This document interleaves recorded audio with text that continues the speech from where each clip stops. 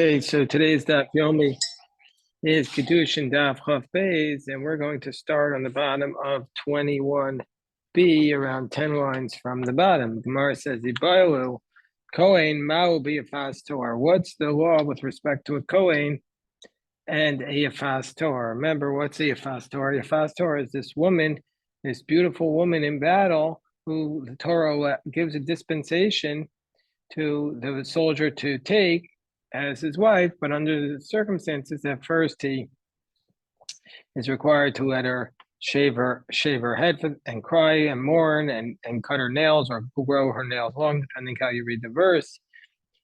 And only then will he marry her. So he bailu. So the Gemara asks the question: a Kohen is not allowed to marry a convert.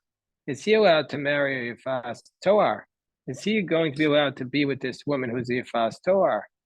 So do we say Kiddushin that the whole law of a Yafas Torah is a novelty, that it's, in general, you're not allowed to just marry a Canaanite woman. So how, in this case, are you allowed to? The Torah gives a Chiddush. And so since the Torah is giving us new law, Loshna Kohen, Loshna Yisrael, it doesn't matter if it's a Kohen or a regular Jew, or a regular Jew or even a Kohen. Odilma, Shani Kohanim, all Veribu Ben Mitzvahs. So maybe the Kohanim are different. The Torah gives the Kohanim extra mitzvahs. So therefore, the Kohanim are allowed to do this, but not a regular Jew. Excuse me, the regular Jew is allowed to do it, but not a Kohen. So what's the story with respect to a Kohen? Rav Amar Mutar, Shmuel Amar Asa. Rav says it's permitted, Shmuel says it's prohibited. So the Gemara says, B'bia Rishona, by the first interaction, the first bia in the battlefield, everybody would say that this person is permitted. No. Excuse me for 1 second, Hugh. Can you just measure each section out there? Are you able to do that? With another person. Okay, you can't do it by yourself. No, I don't even know what you mean. There are all these sections. No. Just between pillar to pillar? Yeah, pillar to pillar each way. That's it. There should be just this way and that way, from pillar to pillar. All right, so one measurement the long way, one measurement the other way. No, yeah, width and length. Yeah. Thanks, Hugh. So the Gemara says, Rav says it's permitted for a Kohen. Shmuel says it's prohibited. So the Bia Rishona, by the first Bia, everybody says it's permitted. So the Dibra Torah al connected Yitzhahara. So the Torah, because the Torah is only speaking corresponding to the Yitzhahara. And so therefore, the Yitzhahara, the evil inclination in the battlefield, the Torah is going to allow you to marry her. But it's only the first time. So the Bia Rishona, even Shmuel would say it's permitted. Kipui Bia Shnia. And what they're talking about is after you have the initial encounter with her, is it going to be permitted? So Rav says it's permitted. Shmuel Amar Asa. Rav Amar Mutar, Hol Ishtari. Rav says it's permitted, since once it's allowed, it's allowed. Once the Torah allows you to be with her, you're allowed. Once something is allowed, it then becomes grandfathered in. Shmuel says it's prohibited because she's a convert. The Gioris LaKohen, and Kohen can't marry a convert. There's an alternative version of this dispute where they say, and everybody says that this idea with the Yafas Toar, the Kohen is only allowed to be with her. They're only arguing about the first time. But after the first time, everybody would say it's prohibited. Because she's a convert. Kipuigi would be a Rishona. Where is there a dispute between Rav and Shmuel only by the initial time? Rav Amar Mutar, Dibra Torah connected Yitzhar. Rav says it's permitted because Torah recognizes that the evil inclination here is so great, that the Kohen can't overcome it, so he allows it. So Torah allows it. Shmuel Amar Asa, Shmuel says it's prohibited. Kolecha de Karina Bey, Veisal Toch Pesecha. Karina Bey Veraisa B'Shavia. Wherever we can apply the verse, and you bring her into your home and marry her, there we apply the verse, and you see her in captivity, and you're allowed to take her. But since the Kohen can't marry her, therefore he can't be with her in the battlefield either. So the Gemara analyzes that verse. It says, you see the captivity? You see this woman in her captivity, which means when she's a captive, you see her, and that's why you decide to take her. Eishes, meaning to say, but not that you took her in order to sell her, and then you desire to be with her. You took her to be your maid and then your slave, and then you desire to be with her. That wouldn't be allowed. Ashes, I feel Ashes-ish. Even if this is a married woman, you would be allowed to take her in battle. Yifas a beautiful woman, the Torah is corresponding. The Torah is allowing you to do this only because of the evil inclination. Mutav sheyoku Yisrael basar temutos, meaning to say we want you to do the lesser of the two wrongs. But rather that the Torah prefers for you to eat the meat. Generally speaking, there's a prohibition to eat meat that's not slaughtered. Generally speaking, there's a prohibition to eat meat that's sick. That if the animal is sick, you're not supposed to slaughter the meat. But would rather you eat the meat that was sick, that was slaughtered, that rather than eating tmutos shlutos v'ayachu basar tmutos nevelos, rather than eating the meat that was sick but it was never slaughtered. So that's a worse sin. So the Torah says we'd rather you take this woman in battle in this way than just take her the other way. 22a at the top. V'chashakta, you desire her. Even though she's not beautiful, you're allowed, if you desire her, you're allowed to take her. Ba, you can take her, but you can't take her and a friend. You can only take one person. Now you're taking her as your wife. You can take one for yourself. You can't take two, one for yourself, one for your father, or one for your son. One, you can only take her, you can only take one woman. And you bring her into your house, you're not allowed to press her down in the battle. This is a fundamental dispute between the Rashi and the Tosos. What does this mean? You're not allowed to press her down in the battle. Rashi says it means that the Bia is not allowed to be with her in the battlefield. You have to first wait 30 days. And only after you bring her into your house, you let her cry for 30 days, you let her hair grow long, you cut her nails, then only after those 30 days are you able to be with her. So if that's the case, what do you mean the Torah says means that the Torah is trying to say, okay, yeah, we're going to allow you to be with her, but first you take her into your home for 30 days. So how is this speaking to the inclination? The commentators explain, because we say you can't compare somebody who has paspasalo, somebody who has the bread in the basket, somebody who doesn't. Since he knows he's going to be able to sin with her, his inclination is less. And then, good boy. I'm sorry. You had a question? So then, that's the Rashi's explanation. So Tosfos, however, gives a different explanation. Tosfos says, no, that you can't even have the initial bia with her. Tosfos says you have the initial bia with her right away, but then you can't marry her until you wait another 30 days. That's how Tosfos explains it. It's a fundamental dispute between Rashi and the Tosfos. Tana Rabbanan, Imamor Yomar, going back to the idea that the slave says he wants to remain a slave.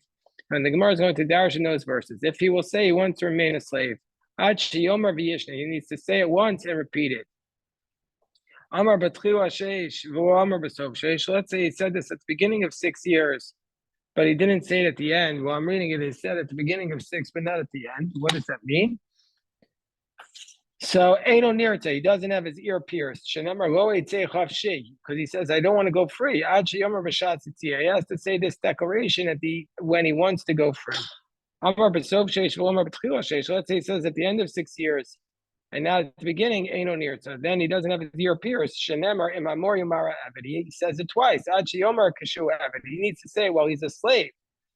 So now let's analyze this price. So let's say he says beginning of 6 years, and not at the end of 6 years, Eino Nirte. So we're not going to pierce his ear.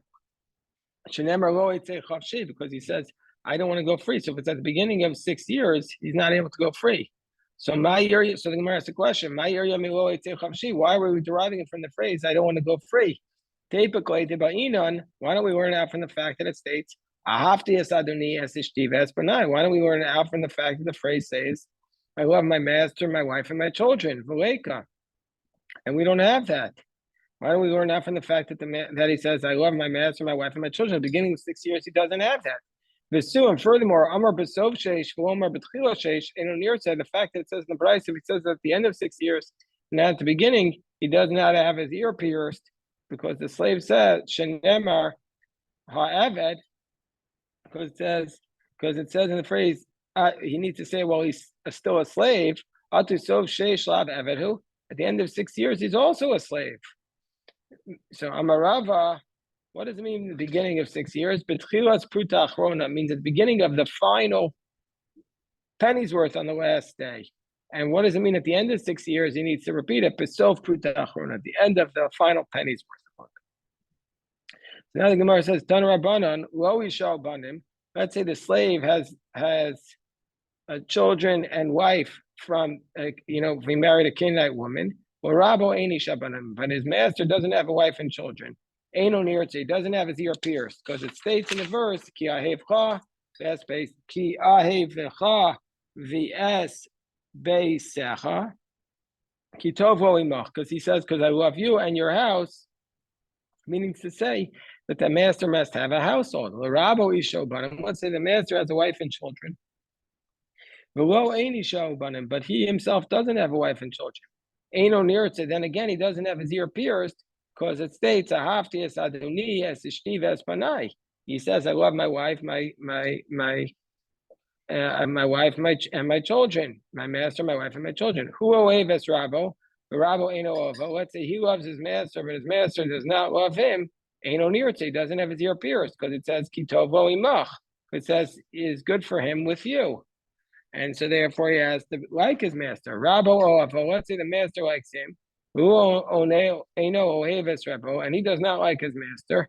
Eino Nirtza, again, he does not have his ear pierced, because it states, because he loves you. Let's say he is sick and his master is not sick.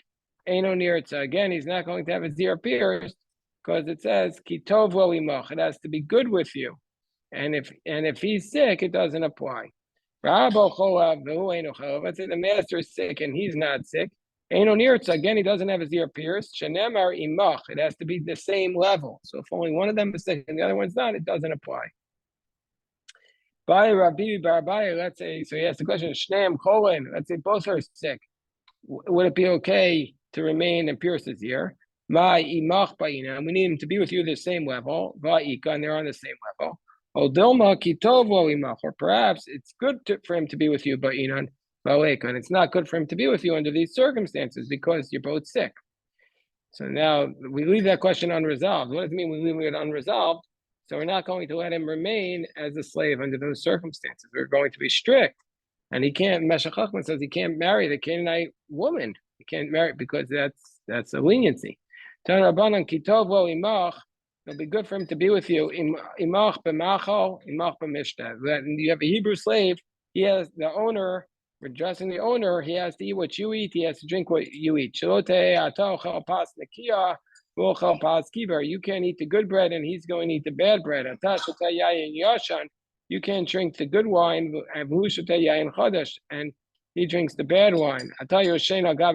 You sleep on mattresses, and he sleeps on straw. From here, the rabbis talk, whoever acquires a Hebrew slave, it's like he acquired a master for himself. Yeah, we said this 2 days ago. It's the same, it was a repetition of that passage. It says in the verse, and he leaves you. And he leaves you, the Hebrew slave leaves with his wife and his children. Now, this is not the Canaanite wife and the Canaanite children, because those belong to the master. So this has to be the Jewish children that he had before he entered into this arrangement. So Amar Rishimon, what do you mean the children and the wives go free? Were his children also sold into slavery? No, it teaches us that while he's a slave, the master has to provide support for his children. So too we say if he is married, his wife goes out with him. And Amar Rabbi Shimon, was his Jewish wife also sold? From here we see that the master excuse me. From here we see that the master is liable to support his wife. No, yeah, I'm okay. I'm sorry. how do they interpret this to understand as the Jewish wife and not the Canaanite wife? Because that's the basic, clear understanding of the verse. It says in Bekapoya, so what kind of wife is he coming into the relationship with? You don't have a Canaanite wife when you go into the relationship. So, Remind me, there were certain circumstances in which the Hebrew servant could not be given a Canaanite wife. if he didn't, we said this yesterday, if he didn't already have a Canaanite wife going into the relationship, if he didn't have a Jewish wife going into the relationship, he's not allowed to give him a Canaanite wife. Also, the Jewish wife was already. So there's no reason for them to say the Jewish wife goes out. That's what the Talmud just says here. The Talmud says, "Imhunim kari minim keres." So why if she is so if he was sold, if he was sold, what his wife wasn't sold. From here we see that the master has to support his wife. We need to be told that the master needs to support the children and the wife. If we're being told he needs to support the children only, because children are responsible to work. But his wife, the boss, but the wife, she's responsible to work. Maybe tell her to go work. And if we just told us that he has to support the wife, because wife is not her manner to go begging on the doorsteps. The children, they do go begging. Maybe master doesn't have to support them. So therefore, we see from here they have to support both. What would happen if he decides to stay? What happens to his original wife? Master has to support them. Turn Rabbanan. If it says in the top of 22b, it says in the verse, he should take him.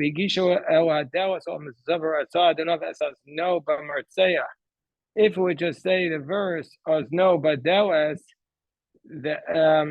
if we just say v'natata no badeles, I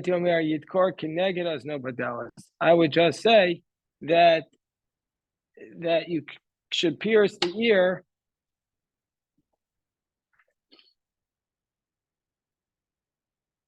next to the door. Dallas in Osno, you're piercing the door, but not the ear. Dallas in Osno. So the Gemara says, you wouldn't think you'd have to pierce the ear. About Sifri, and says no, but Martzeh, that doesn't it say in the verse that you it says the master pierces his ear with an awl. And while Yisi Omer, I might have thought I might have thought you pierced the ear far away, and then put the ear next to the door, and then make a hole in the door next to the ear. Says the verse, no uvadelas. That's why it says you shall take the awl and you place it in his ear, no uvadelas, and in the door. Okay, so what do? You pierce it and you keep piercing until you get to the door. Dallas, when you say door, I might think whether the door is standing upright or not. The doorpost. Just like the doorpost is standing. Also the door has to be standing. He would expound it like a chomer, like a packet.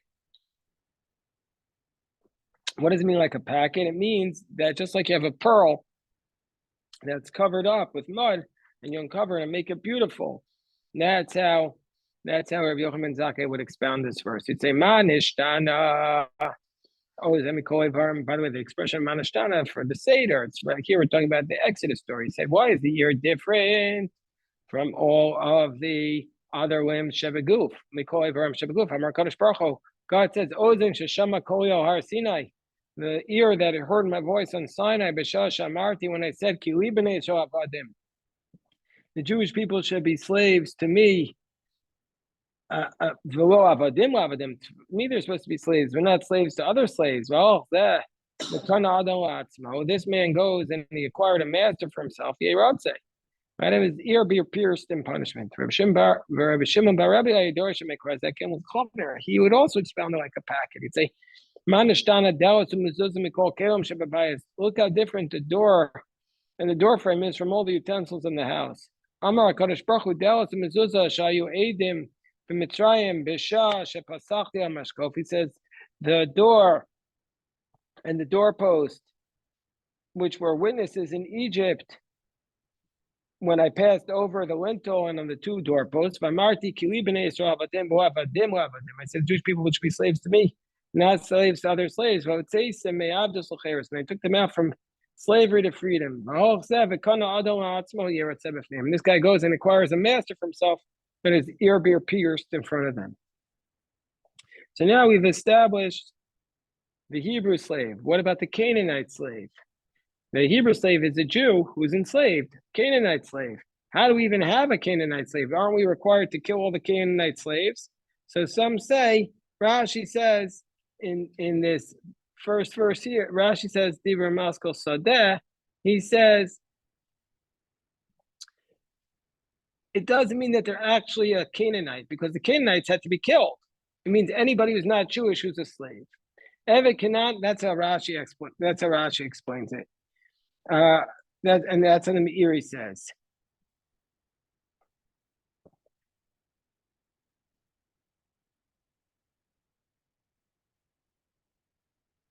There were other nations, there were other cities of the Canaanites that they didn't kill. So, like, yeah, but you're required to kill them. So how could you keep them around? So it means that these are, he's saying, but there were other nations of there are other cities of the Canaanites that weren't killed, but you're required. So how are you allowed to keep them as their slave? So that's why the Meiri says that we're not talking about an actual Canaanite, because you're not allowed to keep the Canaanites. So the Shita Lona de Lami explains, no, we're talking about the Givonim, who tricked the Jews into keeping them as slaves through a false oath, through a oath under false circumstances. So how do we acquire an Evet Kanani? Evet Kanani nikne bekesef v'shtar chazaka. He's acquired through money, a contract, and a chazaka. Chazaka is an act showing your ownership. That's how he's acquired. V'kones atzmon bekesef ha'idei acherim, and he acquires his own freedom through money, through other people. We'll see what that means. And through a contract through himself. We'll see what that means. That's Rabbi Meir. Rachamim say the opposite. Money for himself and and contract through others.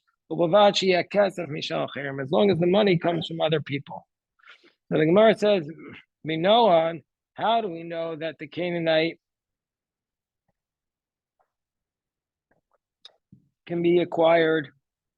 How do we know that the Canaanite is acquired with this manner? Because it says in the verse,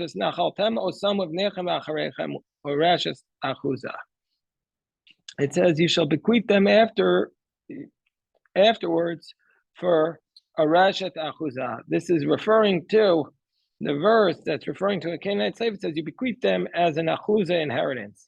So we also have a field that's called an achuzah inheritance. Just like a field, that inherited field that we acquired with money, contract, and an act showing your proprietary interest. So the Canaanite slave. Gemara says, but the field goes back to its owners in the Jubilee year. So I might have thought I might think also Canaanite goes free in the Jubilee year. It says the verse, they have to serve you forever. They don't go free. Are these people that were already slaves that the Jews acquired? So that's a good question. What does it mean? Who would they be returning themselves to? Either they were already slave or he sold himself into slavery. The Gemara says, Tana after chalipin. So the Gemara cites another price that says you could also Canaanite slave with a chalipin. How's the chalipin? You give an exchange, you give an object, any object, even of much lesser value to the person you're acquiring the slave from, like a chit. But Tana Didan, and our author, the author of our Mishnah, doesn't say you could acquire it through a chalipin, because he says milsa deweisa b'metaltalin katani, something that doesn't appear by movable objects. He lists, and these ways of kesef, shtar, and chazaka, that's not how you buy movables. Milsa deisa b'metaltalin, it's something that appears by movables like chalipin, well katani. Amar Shmuel, so Shmuel says, Evet Kanani Nigne b'mashicha. So Shmuel then says another way. A Canaanite slave could be acquired by pulling him to you.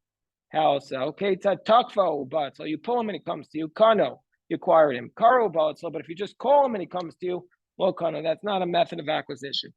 Bishlam Olatana Dida, and it makes sense why the author of our Mishnah doesn't list it. Milsa Disa Metatli Lokatani. It doesn't list those things which can be used to acquire movables.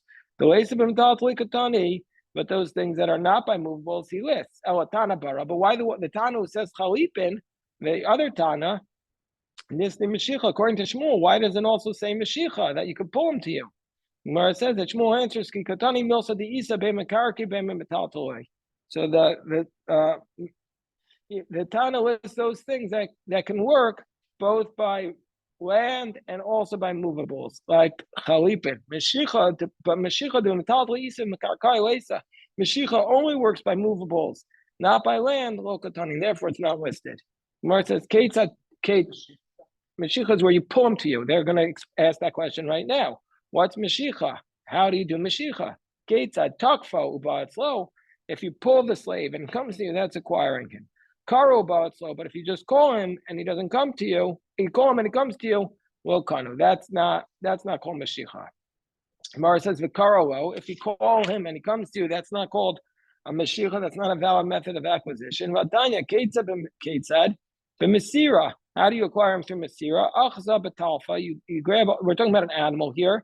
You grab him by his mane, b'sa'ara by the hair, b'okef by the saddle, shala b'shlif. The okef is maybe the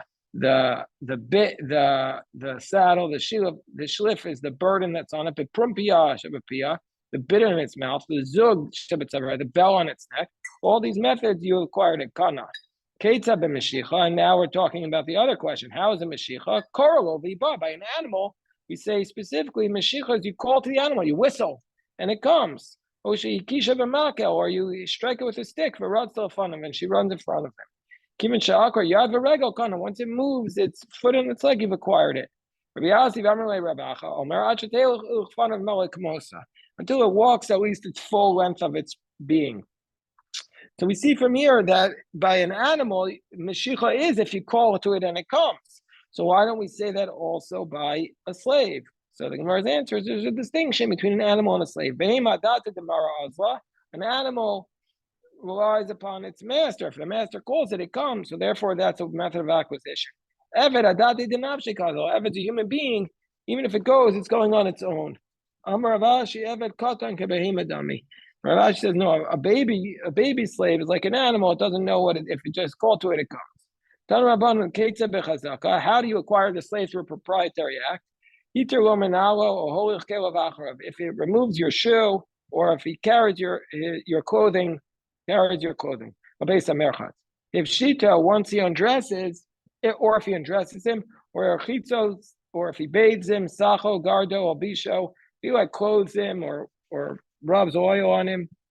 And Nilo, if he carries his shoe, he removes his shoe. Bio, if he picks him up, Kano, he's acquired him. So who picks up whom? The best way to acquire the slave is through picking up. Picking him up always works. The Gemara says, what does this mean? My Kamar, what does it mean? If the slave picks up the master, that's how he's acquired the master.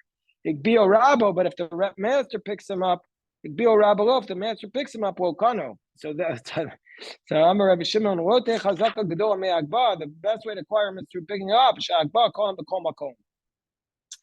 So the Gemara says, okay, now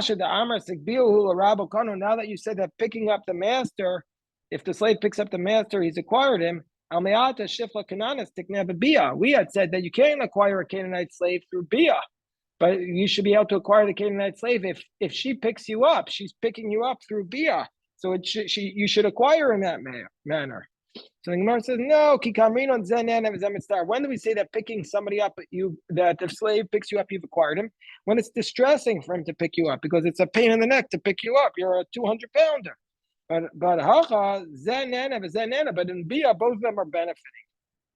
So Gemara says, well, fine. What about Bia Shlokadarka, which presumably is not beneficial to her? Amar v'achai barada d'minacha man leimo on the lav hanoyas lehu, which Ravayam. No, even b'yishalei l'kedarka, she's having some benefit. But mishkavei shaksiv. Also, the verse says mishkavei isha, which means ikisha kosov kedarka shalo kedarka. Because the Torah compares the two methods. That's from the verse. So we see from here that bia is not an effective method of acquiring. Okay, we'll stop the recording here. God willing, we'll pick it up again tonight at 7:20, and tomorrow's the regular schedule. Yasher koach.